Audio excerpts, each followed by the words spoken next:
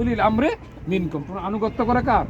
আল্লাহ, আনুগত্য করো আল্লাহ রাসূল, আর তোমাদের মধ্যে যিনি দায়িত্বশীল তারা আনুগত্য করো। রাসূল সাল্লাল্লাহু বলছেন, যদি যুদ্ধে বিজয় হইয়া পরাজয় বরণ করি, কোনো অবস্থাতে এই স্থান ত্যাগ করতে পারবে না। কিন্তু দুঃখের বিষয়, যখন মুসলমানরা বিজয় লাভ করলো সাময়িকই, এই 50 জন তীরন্দাজের মধ্যে 20 জন ছাড়া বাকি 30 জনে গণিমতের মাল আহরণের জন্য তারা স্থান ত্যাগ করেছে।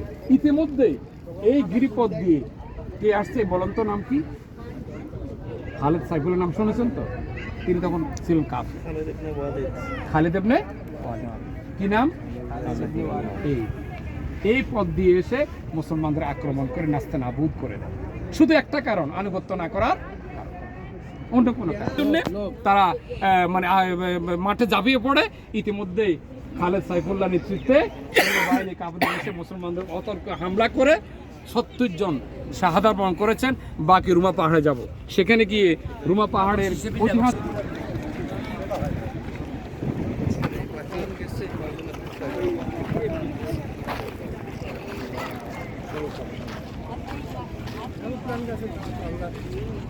সরাসরি হ্যাঁ পৃথিবীতে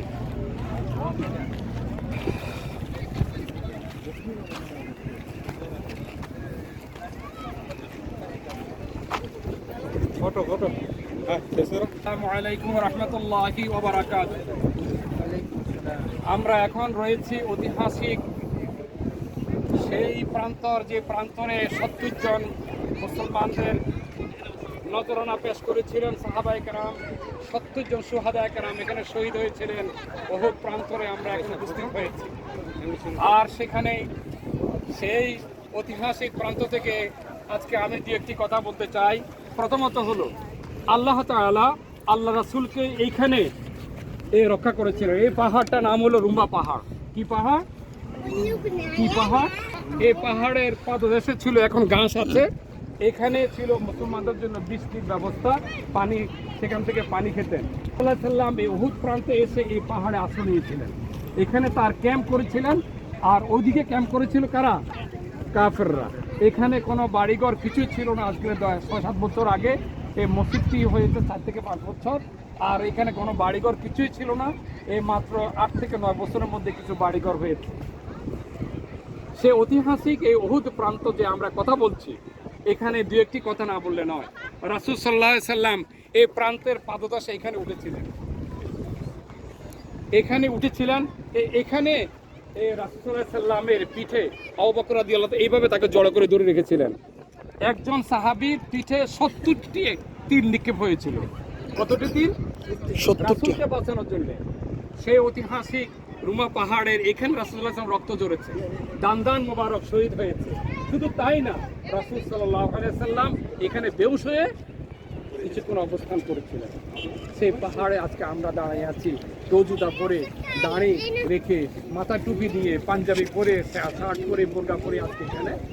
সেদিন যদি আমরা থাকতাম, অথবা আমরা রাসূলকে আমরাও কি রক্ষা করার আমরা চেষ্টা করতাম। আমরা রাসূলকে আজকে আমাদের জন্মের কারণে আল্লাহ তাআলা আপনাদেরকে কবুল করেছেন, আমাদেরকে কবুল করেছেন, আমরা এখানে আসতে পেরেছি। আল্লাহ তাআলা যেন আমাদের গুনাহ খাতাগুলো মাফ করে দেন।